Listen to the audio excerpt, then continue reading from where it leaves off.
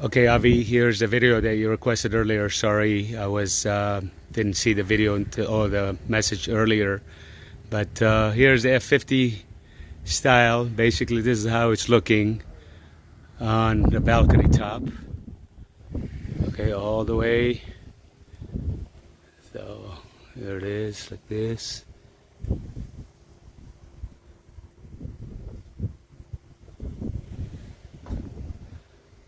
And this goes all the way along the edge over there also. And we're also doing the staircase right here. We're missing a couple of pieces of glass here. We're going to be cutting a glass piece right in here. And then the balcony is almost over here. We're pretty much done all the way across with wherever you see the blue tape. Those are the places where we're going to have to cut new glass. Okay, so here it is. Now we're working down below. Let me take a picture from up here, maybe you can see it.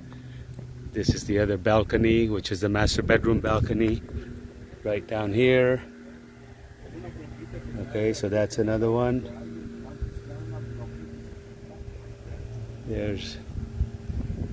Okay, so that's how that's going to look. All right, I'll come down and take you another video. Right over there, we're going to have to cut some glass, which is going to be shorter. So those are going to be custom order also.